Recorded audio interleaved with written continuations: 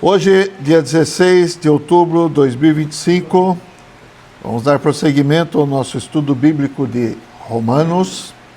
Estamos já no capítulo 2, sobre a condenação. Estamos na sessão da condenação, tá certo? Então, antes de mais nada, vamos fazer uma breve oração. Amém. Senhor, nós te agradecemos. Amém. Senhor, nós te louvamos. Amém. Nós te adoramos, Senhor. Amém. Obrigado por tudo. Amém. O Senhor tem dado a nós toda a oportunidade, nos voltarmos a Ti, nos convertermos ao Senhor, nos arrependermos.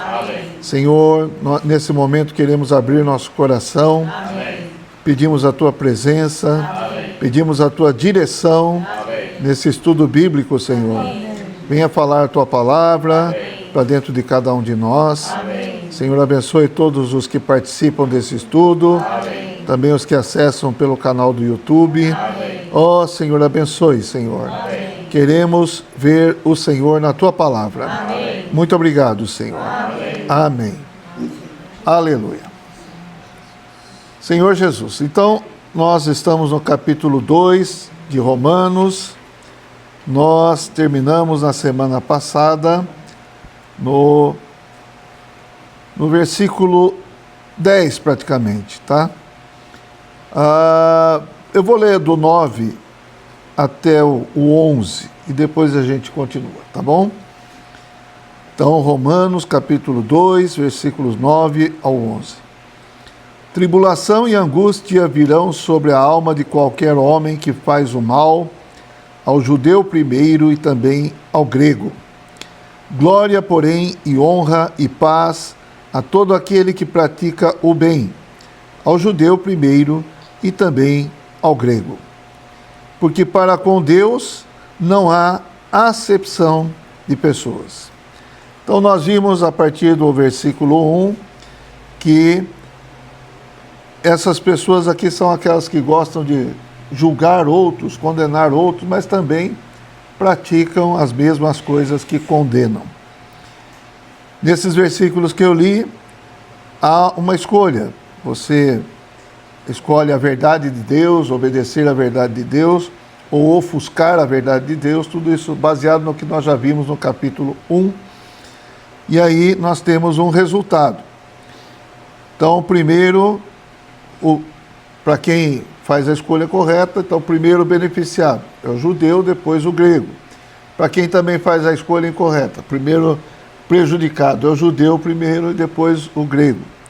Mas o versículo 11 fala que para com Deus não há acepção de pessoas, ou seja, tanto o grego quanto o judeu, todos serão julgados por Deus, tá certo? Versículo 12, nós vamos entrar hoje a partir do versículo 12. Romanos 2, 12. Assim, pois, todos os que pecaram sem lei, também sem lei perecerão. E todos os que com lei pecaram, mediante lei, serão julgados. Então, a lei foi dada aos judeus. Os gentios não receberam a lei de Moisés. Mas, aqui diz, os que pecaram sem lei. Então, Deus sabe como julgar as pessoas que não têm a lei. Nós vamos ver mais versículos aqui para nos mostrar isso. E aqueles que têm lei deveriam seguir a lei, certo? E esses eram os judeus que deveriam seguir a lei. Então, todos os que com lei pecaram, mediante lei, serão julgados. Ou seja, cada um vai ser julgado debaixo do regime em que vive, em que viviam. Tá claro? Amém. Então vamos lá para o versículo 13, até o 16 eu vou ler. Porque os simples ouvidores da lei não são justos diante de Deus, mas os que praticam a lei hão de ser justificados. Quando, pois, os gentios que não têm lei procedem por natureza de conformidade com a lei, não tendo lei, servem eles de lei para si mesmos. Estes mostram a norma da lei gravada no seu coração, testemunhando-lhes também a consciência e os seus pensamentos, mutuamente acusando-se ou defendendo-se. No dia em que Deus, por meio de Cristo Jesus, julgar os segredos dos homens de conformidade com o meu evangelho. Então, o homem foi criado por Deus e a natureza do homem era originalmente uma boa natureza que correspondia a Deus. O homem foi criado à imagem e semelhança de Deus. Então, quando o homem é criado à imagem e semelhança de Deus, a lei de Deus corresponde ao próprio Deus, tá certo? E embora o homem tenha sido envenenado pela queda, algumas coisas dessa boa natureza ainda permanecem no homem.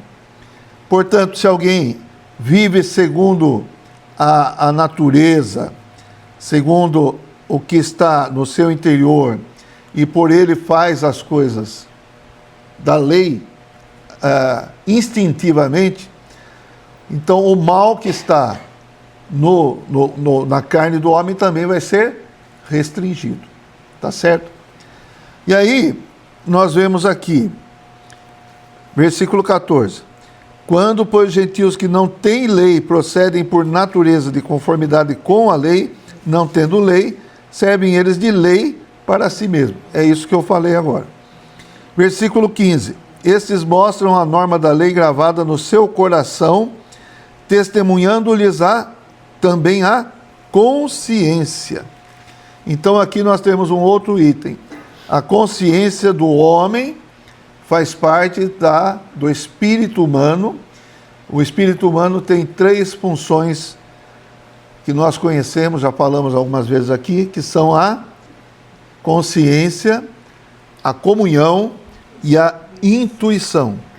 A comunhão dentro do homem, quando o homem caiu, quando o homem pecou, o espírito do homem foi amortecido, mas a função da consciência permaneceu ali ainda ativa, certo? Quando você faz alguma coisa que não está de acordo com aquilo que Deus aprova, a sua consciência deve acender uma luzinha lá no painel, certo? Mas às vezes é que nem no painel de carro, tá certo? Quando acende a luzinha no painel de carro, acende uma luzinha lá, tem gente que ignora. Não tem? Tem. E vai rodando, o que acontece? Quebra o carro. Às vezes funde até o motor. É a mesma coisa, a nossa consciência é como se tivesse acendido a luzinha, mas tem gente que ignora, não para, vai adiante. E aí faz o que não devia ser feito.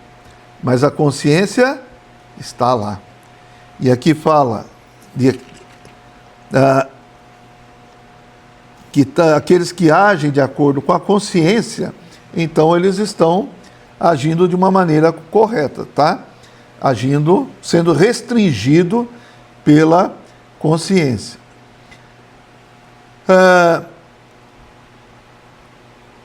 Essa função da consciência, então, a gente tem que estar bem claro disso.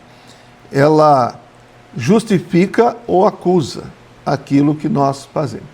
Mesmo nós, cristãos, devemos ter a consciência bem ativa, certo? Nós, cristãos, devemos, até mais, né? Ter a consciência ativa e obedecer à consciência. A consciência, irmãos, é muito importante, porque a consciência, esse órgão, essa função do espírito, se liga à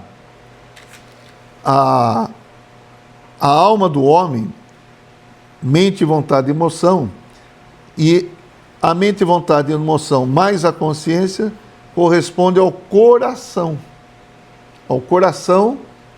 psicoespiritual.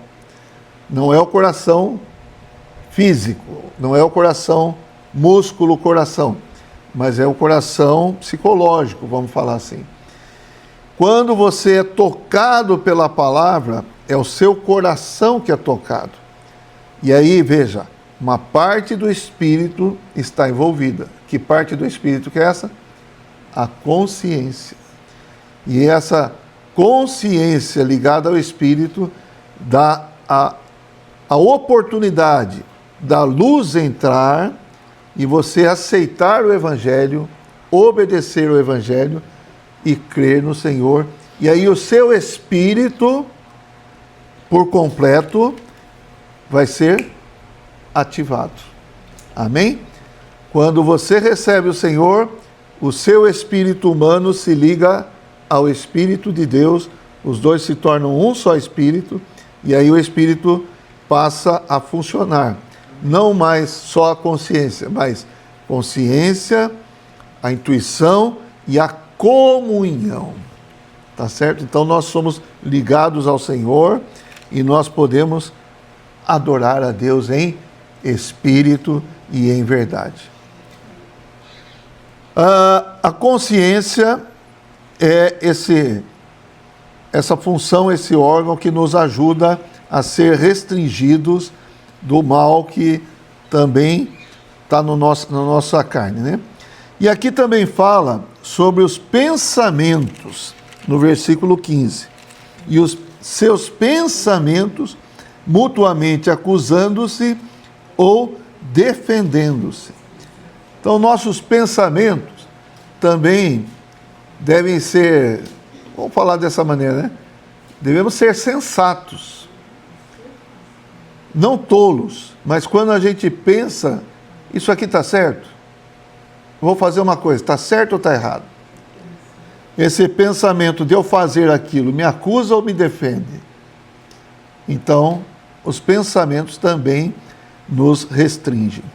Então, só queria reforçar, existem alguns mecanismos dentro de todos os homens que podemos chamar de mecanismos de autopreservação. Por quê? Sem isso, o que aconteceria com a humanidade? Esses mecanismos estão em todos os homens. E como eu falei, alguns não dão pelota para esse mecanismo. Vai pegar uma coisa do outro. A luzinha acende, mas ele não liga, tá certo? E pega. Então, esse era para restringir, mas ele ultrapassa. Por isso que chama também iniquidade. O que é iniquidade? Transgressão. Transgredir é ir além do que devia. Então, se a gente for prestar atenção, em nós mesmos já está lá tudo que a gente deve fazer ou não deve fazer, está lá. Podemos treinar isso, principalmente nas crianças. Nós precisamos treinar isso nas crianças também. Quem tem criança pequena deve treinar. Olha, será que Deus gosta disso? Então ela vai, a consciência vai sendo ativada. Tá certo? E aqui no versículo 16 fala do dia em que Deus julgar, né? Nós já falamos sobre esse dia. Deus é o único capaz de julgar os segredos dos homens. Aqui fala, no dia em que Deus julgar, Deus por meio de Cristo Jesus, julgar os segredos dos homens de conformidade com o meu evangelho. Hebreus capítulo 4, versículo 13.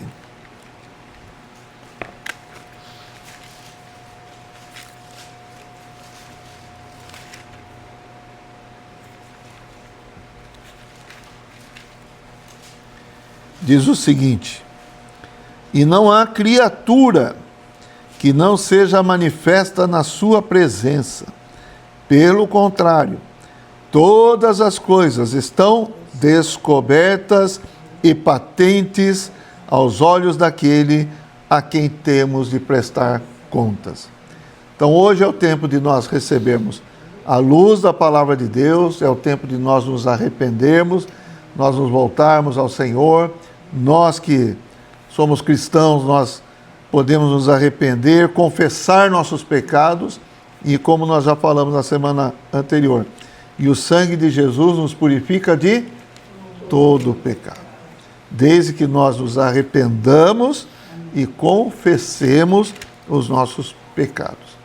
O sangue precioso de Cristo pode nos purificar de todo pecado. Aleluia. Agora nós vamos entrar numa outra sessão, ainda de condenação, mas aqui vai falar da condenação sobre os religiosos. E agora? Religioso, ser religioso é bom ou é ruim? Vamos falar o seguinte: se você não for um cristão verdadeiro, eu prefiro que você seja religioso. Mas se você for um cristão verdadeiro, eu prefiro que você não seja religioso. Ai, deu para entender ou não? Nós vamos ver então. Vou falar o que significa isso aqui. Vou explorar um pouquinho esse tema, para depois a gente entrar nos versículos, tá bom? Então vamos fazer um pouco diferente agora. Eu vou falar mais um pouco sobre esse tema e depois entrar nos versículos, e aí a gente pode entender melhor. O que queremos dizer com ser religioso? A religião do homem dá atenção para as coisas exteriores, mas não lida com a fonte, não lida com as questões interiores. A religião do homem trata apenas com a aparência das coisas, com as coisas de forma aparente, um comportamento exterior. Então, o Senhor Jesus falou várias vezes, um versículo que eu quero ler com vocês agora. O Senhor falou várias vezes, ou usou esse fundamento para falar com as pessoas. Isaías 29,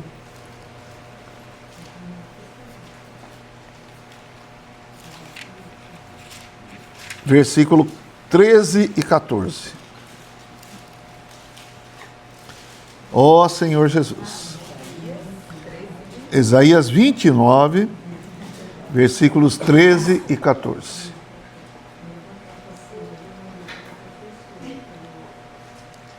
Olha o que fala aqui.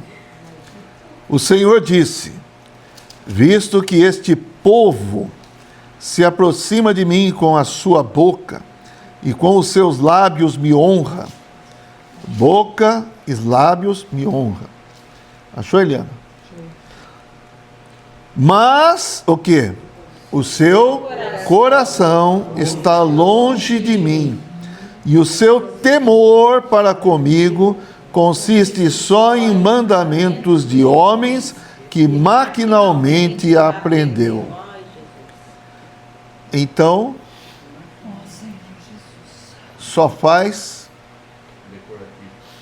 com a boca, só faz algo exterior, de uma maneira mecânica, mas o coração, eu gosto de falar assim, o coração está envolvido. Você louva o Senhor com a boca ou com o coração?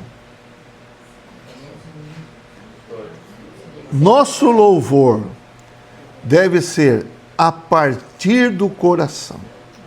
Amém. Certo? Você tem gratidão no seu coração. Você tem apreciação no seu coração. Você tem reverência no seu coração. E aí a sua boca explode em louvores. Certo, dona Rosineide? Tanto é que alguns querem fazer uma reunião de louvor. Mas por quê? Porque tem no coração esse desejo. Amém. Então isso deve partir do coração. Infelizmente, a religião dá atenção para coisa no exterior. Ah, tá até assim, mexendo a mão, cantando até, mas na verdade tem outras coisas no coração. Por exemplo, eu posso estar assim e estar pensando, será que estão me vendo? Não, infelizmente isso acontece. Estão me vendo? Olha como eu estou desfrutando. Espero que todos vejam que eu sou alguém que desfruta muito de Cristo. Reparem em mim. É verdade. Então, pelo amor de Deus, não estou querendo falar que você não pode fazer isso, não pode. Não é isso, mas tem que ser a partir do coração. Nada que o seu coração não esteja envolvido, seu ser por inteiro esteja envolvido, é aceito por Deus. Amém? Amém? Então, o Senhor falou muitas vezes sobre os fariseus. Lembra disso? Os fariseus são representantes dos religiosos. E o que o Senhor falou para eles? Hipócritas. Vocês fazem até mesmo longas orações. Não é isso? Querendo parecer aos homens. Fazem jejum, mas tudo para fazer diante dos homens. Então vocês já receberam o seu galardão. O galardão veio de quem? Das pessoas para quem você apresentou aquele teatro, e o galardão é a apreciação daquelas pessoas. Mas Deus vai te galardoar. Por isso que quando ele fala lá, entra no teu quarto, fecha a porta, ali você ora ao Senhor, e o Pai que vê em secreto te recompensará. Amém. Então não tem ninguém envolvido ali. Só tem você e o Pai. Você e Deus. Esse é um excelente exercício para nós cristãos. Termos uma vida diante de Deus. Podemos estar em grupo, mas a nossa vida tem que ser diante de Deus. Amém? O Senhor não se satisfaz com a aparência. O Senhor quer a realidade interior. Tudo que nós fazemos deve ter nosso ser totalmente envolvido. O que nós fazemos no exterior deve ser um reflexo do que está no nosso interior. Isso também para nós requer transformação. Nós devemos permitir que o Senhor venha nos transformar. E o livro de Romanos vai desenvolver isso muito bem, tá certo? Passo a passo nós vamos ver aqui que nós precisamos realmente ser transformados, conformados e parecermos cada vez mais com o Senhor Jesus em nosso interior. Ó Senhor Jesus. Então agora eu quero ler os versículos de 17 a 24, com esse pano de fundo do que eu falei, tá certo? Olha, vou acrescentar mais alguma coisa assim. João Batista, ele era filho de sacerdote, certo? Ele era da família sacerdotal e ele deveria exercer o sacerdócio aonde? Em Jerusalém, servir no templo, vestir-se com as vestes sacerdotais, mas esse João Batista, de acordo com a profecia lá em Isaías 40, ele era a voz do que clama no deserto. E o que ele clamava? Endireitai as veredas, endireitar o coração. Então ele foi usado pelo Senhor para proclamar também a vinda do Senhor Jesus. Ele era o precursor, o arauto do Senhor Jesus, declarando como um arauto ali. E João Batista, ele estava cumprindo os preceitos religiosos? Não. Então isso já era uma mostra, uma demonstração de que Deus queria mudar aquelas coisas da religião, rituais. Hã? Que mecanicamente fazia. Então, Márcia fala, mas não eram coisas que Deus falou para fazer? Sim, mas não só no exterior. Deu para entender? Fazer jejum? Sim. Por exemplo, depois eu vou falar. Mas João Batista, então, ele não se vestia com as vestes sacerdotais, ele não comia a comida de sacerdote, ele não estava em Jerusalém, certo? Mas ele era alguém cheio do Espírito Santo. Amém. poderoso. E ele pregava? O que ele pregava? Arrependei-vos. Então, arrependimento aí também está significando, vai mudar a velha aliança para a nova aliança? Sim. Mas esse arrependimento também é arrependimento de fazer as coisas exteriormente, religiosamente. Irmãos, eu quero falar para mim e para vocês. A religião é algo que gruda na gente. Deu para entender? É algo que a gente carrega, não é? Então, vira e mexe, você pode receber a luz do Senhor e falar, eu estou fazendo isso de maneira religiosa. E aí, nesse momento, sabe o que você tem que fazer? Se arrepender. Se arrepender e voltar para o Senhor. Eu tenho que usar meu espírito. Eu tenho que usar todo o meu ser. Não apenas o exterior, não apenas comportamental, não é isso, mas a fonte tem que estar correta.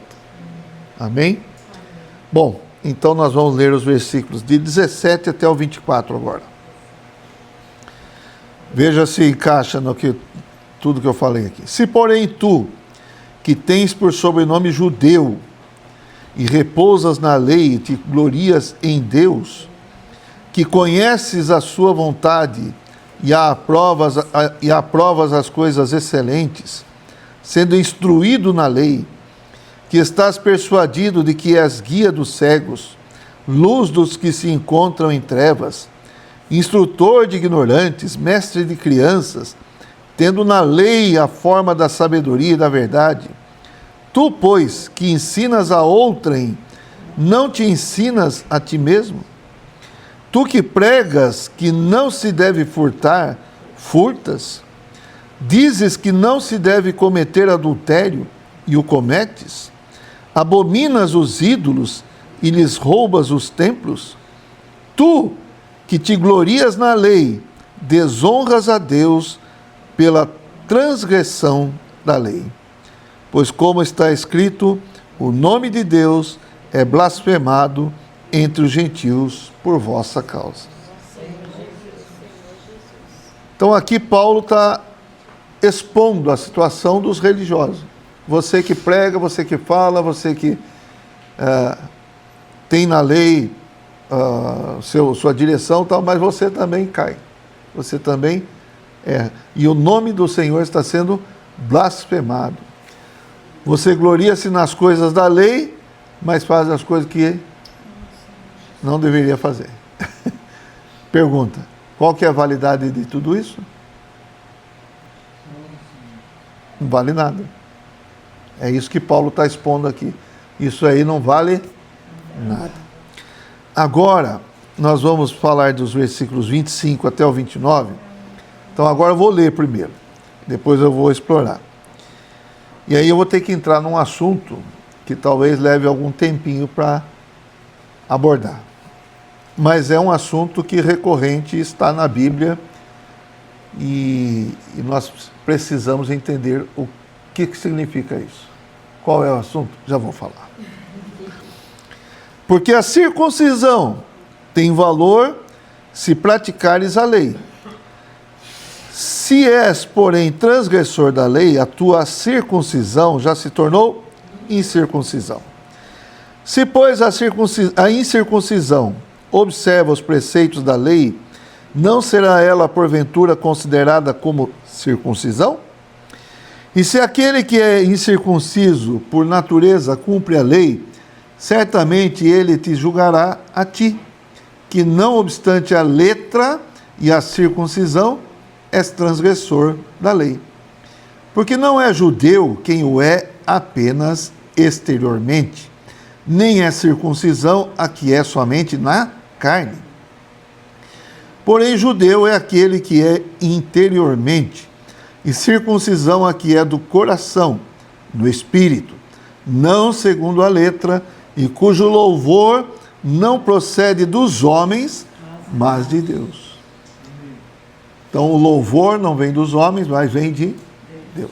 A aprovação vem de Deus, não dos homens. É o que eu falei, né? Ganhou galardão já fazendo diante dos homens. Qual que é o assunto que eu vou ter que abordar com circuncisão? Às vezes a gente fala circuncisão.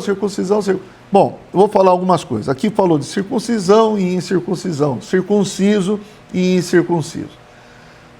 Vocês podem estar claros, circuncisão é uma prática dos judeus.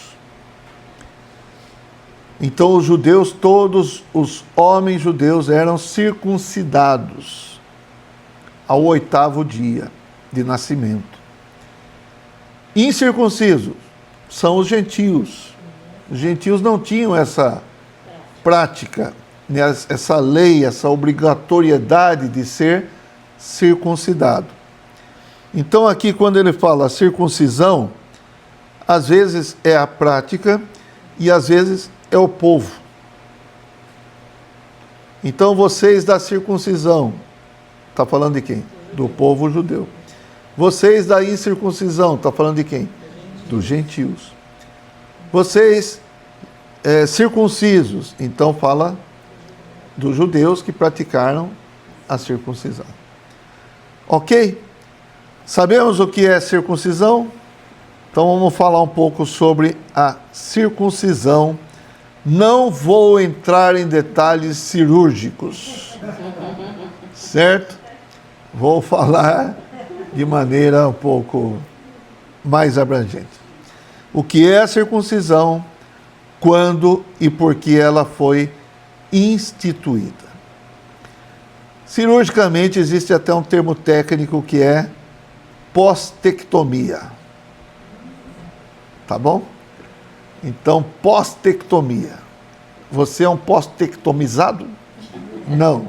Então você não é um circuncidado. Tá? A circuncisão foi ordenada por Deus. No livro de Gênesis, capítulo 17.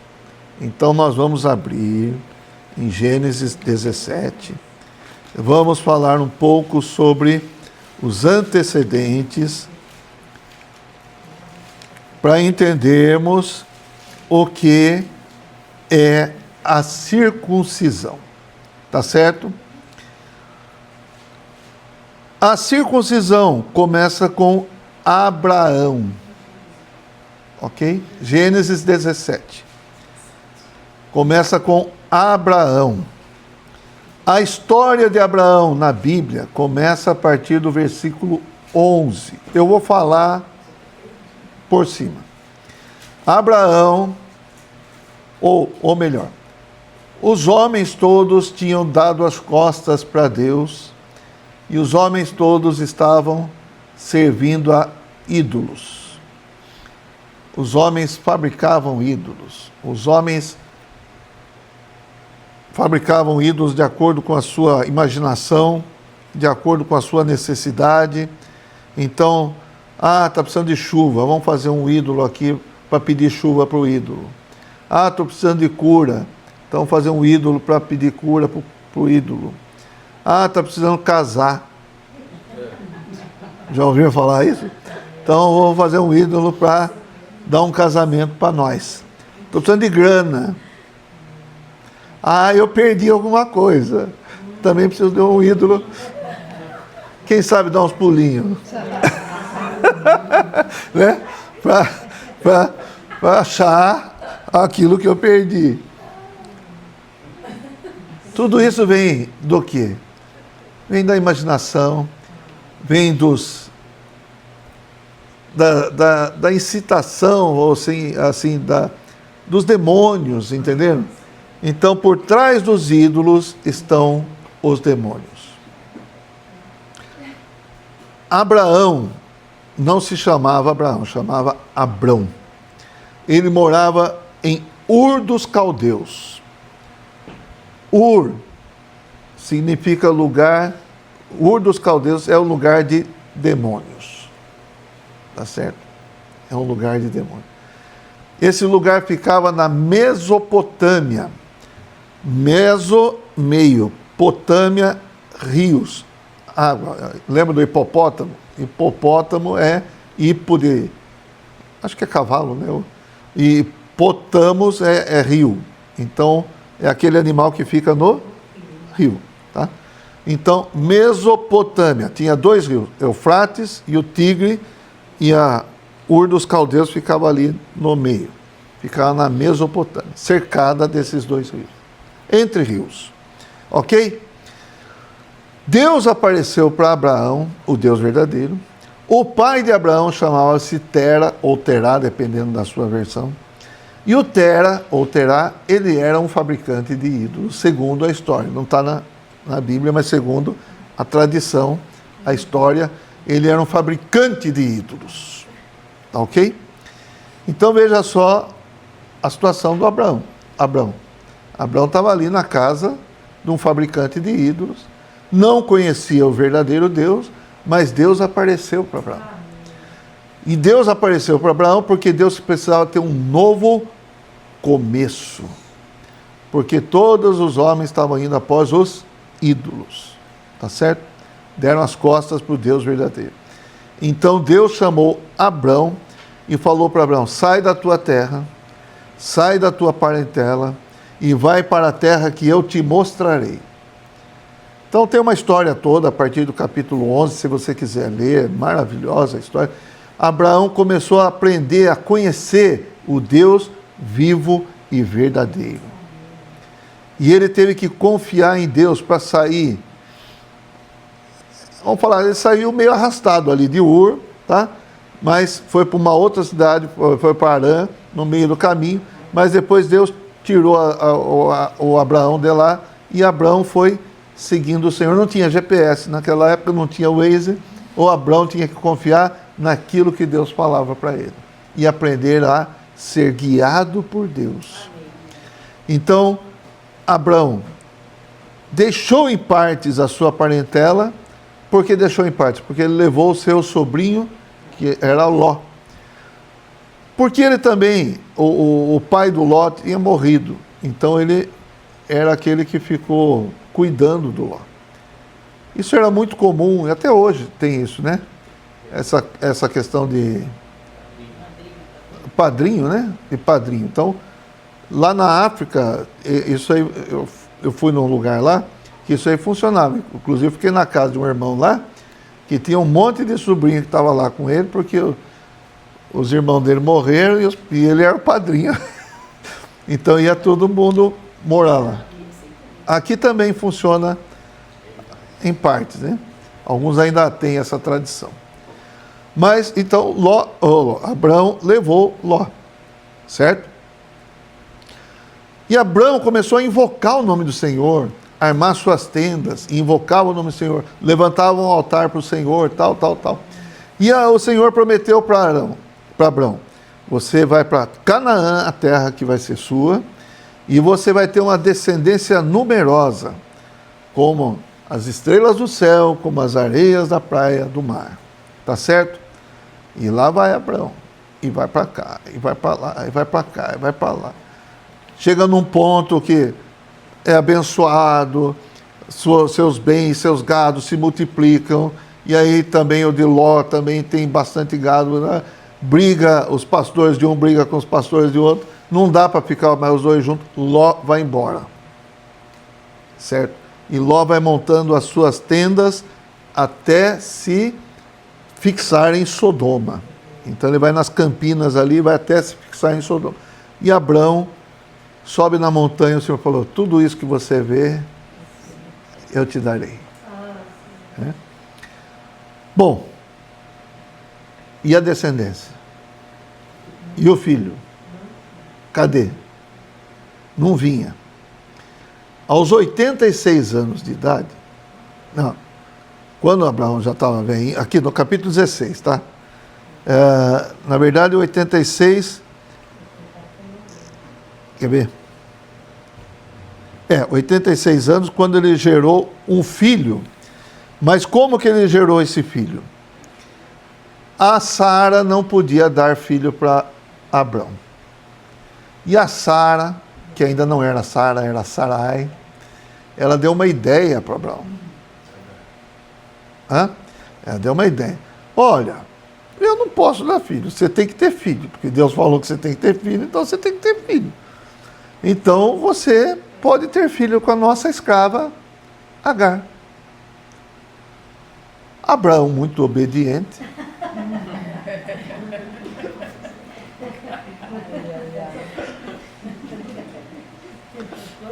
Em outras coisas obedecia, né? coabitou com Agar e teve filho.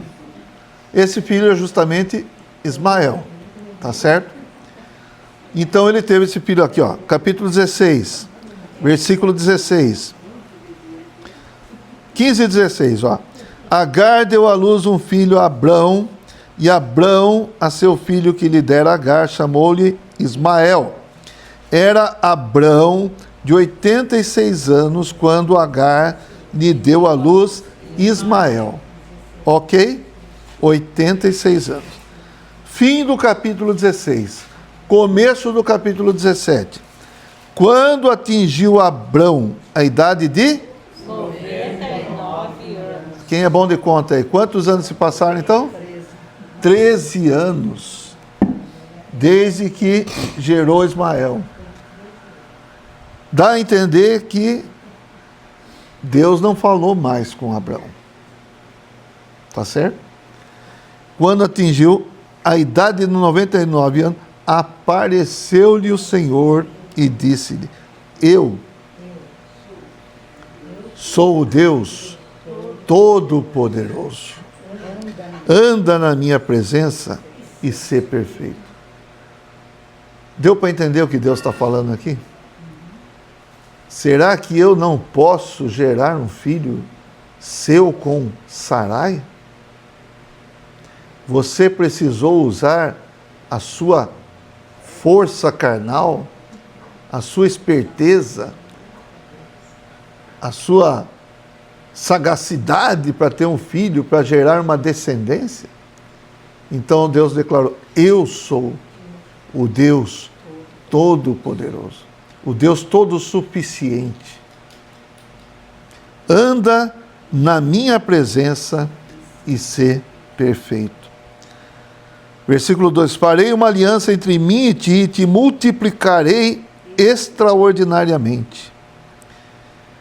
Prostrou-se Abrão, rosto em terra, e Deus lhe falou: quanto a mim, será contigo a minha aliança, serás pai de numerosas nações. Então veja, que assunto que Deus está falando com ele? Descendência. Vou te dar descendência. Você vai ser pai de numerosas nações. E aí, o Senhor falou no versículo 5: Abrão já não será o teu nome, e sim Abraão, pai de multidões. Abraão significa isso. Porque por pai de numerosas nações te constituí. Então, se a gente for para o Novo Testamento, a gente vê que Abraão é o pai da fé. Ele é pai de todos aqueles que têm fé. Então, Abraão é nosso pai também. Deu para entender? Por isso que ele é pai de numerosas multidões. Pai dos hebreus e pai dos crentes. Far-te-ei fecundo extraordinariamente, de ti farei nações e reis procederão de ti. Estabelecerei a minha aliança entre mim e ti e a tua descendência no decurso das suas gerações, aliança perpétua para ser o teu Deus e da tua descendência. Dar-te-ei e a tua descendência a terra das tuas peregrinações, toda a terra de Canaã em possessão perpétua, e serei o seu Deus. Então, esse lugar que hoje a gente vê que é uma questão de intrigas, de disputas, que é a terra lá de Israel, foi dada para quem? Foi dada para quem? Abraão. E aí, filho de Abraão, Isaque, o filho de Isaque, Jacó, que se tornou Israel, Israel, toda aquela descendência. Então, Israel é a nação de Israel. Então, para quem foi dada aquelas terras? Por isso que existe tanta intriga ali. Não é só uma questão de possuir território. É uma questão espiritual. Percebe? É uma questão de confrontar aquilo que Deus deu para Israel. Por isso que alguns defendem até terroristas, porque essa é uma questão espiritual. Então, aqueles que não conhecem o Senhor, que não têm o temor do Senhor, defendem até terroristas para ir contra Israel. Mas quem deu a terra para eles? Deus. Ok? Muito bem. Agora versículo 9. Disse mais Deus a Abraão: guardarás a minha aliança, tu e a tua descendência, no decurso das suas gerações. Esta é a minha aliança que guardareis entre mim e vós e a tua descendência. Todo macho entre vós será circuncidado. Circuncidareis a carne do vosso prepúcio. Não vou entrar em questões de cirurgia. Será isso por sinal de aliança entre mim e vós. Então a circuncisão é o quê? Cortar a carne. É cortar a carne, mas é o quê? Um sinal da aliança entre mim e vós. Então é um sinal da aliança. E é para mostrar que Abraão usou a sua carne, o seu natural, e Deus não precisava disso. Então vamos cortar a sua carne. Ó Senhor Jesus. Deu para entender o simbolismo da coisa? Vamos cortar a carne. Eu não preciso da sua carne. Eu sou o Deus Todo-Poderoso. Então, a partir daí, todo macho, ao 8º dia, isso foi confirmado por Moisés também na lei e tal, ao 8º dia, todo macho era circuncidado. Jesus foi circuncidado? Sim. Então, ao 8º dia, Jesus foi circuncidado. Porque ele nasceu sob o regime da lei. Ok? Deu para entender o que é circuncisão? Então, a circuncisão é o sinal também de um novo começo. Amém. Amém? Para os judeus, a circuncisão se tornou também um motivo de orgulho. Eles tomaram isso como: nós somos o povo abençoado, nós somos o povo que Deus escolheu, o resto é gentil. Tem uma razão? Tem uma razão, porque os gentios adoravam quem? Não adoravam o Deus verdadeiro. Deu para entender? Então eles eram especiais? Eram especiais. Nesse sentido. Mas eles se orgulhavam. Aqui, né, quando a gente vê em Romanos aqui, eles estão se orgulhando da circuncisão, mas Paulo está falando o quê? Essa circuncisão só na carne? Só ritual. Só ritualística? Vocês estão até esquecendo do fundamento da circuncisão. Ainda existem judeus ainda? Sim. Tem? Judeu ainda circuncida. Ainda que circuncisão. Sim. Eles cumprem todo esse Eles cumprem. Então, vai lá. Quer falar? Hoje deve ser mais cirúrgico, né? Ah, sim. Sim. Anestesia, tal. Na época, era doloroso. Era pegar uma pederneira, uma faca de pederneira, de pedra e circuncidava. E ali tinha um dia depois disso aí, eu não sei quanto tempo lá, que a dor era mais extrema. E isso serviu até de artimanha. Davi. Não com relação o filho de Jacó. A filha de Jacó foi abusada, Diná.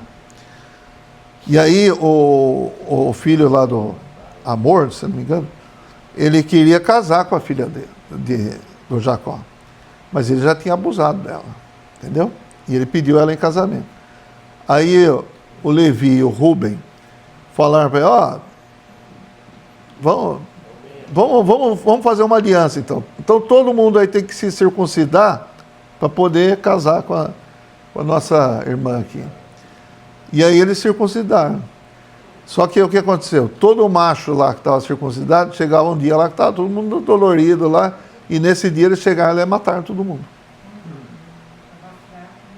Tá tudo debilitado, né?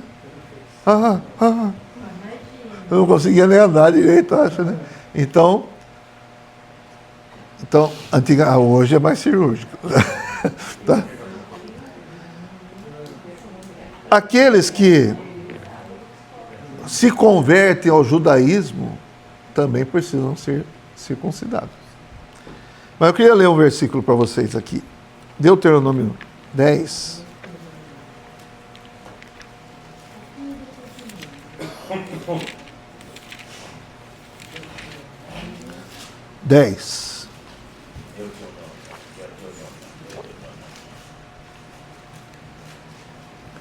Isso aqui é Moisés falando, tá? Versículo 16. Circuncidai, pois, o vosso coração, e não mais endureçais a vossa cerviz. Quer dizer, circuncida o seu coração, corta a sua vida natural, o seu esforço natural. Para de resistir a Deus, não endureçam a sua cerviz, que é pescoço, tá? Não se dobra. Jeremias. Então, só para a gente entender que, mesmo no Antigo Testamento, estamos falando de circuncidar, mas não só a carne, né? Tá bom? Ritual morto, né? Não é um ritual morto, não é mecânico só. Jeremias 4:4.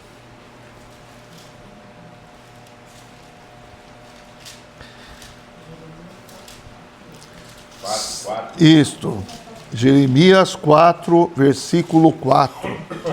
Circuncidai-vos para o Senhor, circuncidai o vosso coração, ó homens de Judá e moradores de Jerusalém, para que o meu furor não saia como fogo e arda, e não haja quem o apague, por causa da malícia das vossas obras. Então, a importância da circuncisão não é apenas fisicamente e não ter a realidade interior da circuncisão. Então, se a gente voltar para Romanos, a gente vai ver que realmente o que Paulo está falando é isso, né? Então, vou ler 25 de novo. Porque a circuncisão tem valor se praticares a lei. Não é basta ser só circunciso e não dá pelota para a lei. Se és, porém, transgressor da lei, a tua circuncisão já se tornou incircuncisão. Olha o 27. Se aquele que é incircunciso por natureza cumpre a lei, certamente ele te julgará a ti, que não obstante a letra e a circuncisão, és transgressor da lei. Olha o 28. Porque não é judeu quem o é apenas exteriormente. Ou seja, não é só povo de Deus quem é apenas exteriormente. Nem é circuncisão a que é somente na carne. Porém, judeu é aquele que o é interiormente. E circuncisão a que é no espírito, não segundo a letra, e cujo louvor não procede dos homens, mas de Deus. Amém? Amém. Hoje nós estamos numa nova aliança. Na nova aliança, nós temos algumas coisas também que são físicas. Vou falar um pouco sobre isso, tá bom? Quais são as coisas físicas da nova aliança que o Senhor falou para nós praticarmos? O batismo.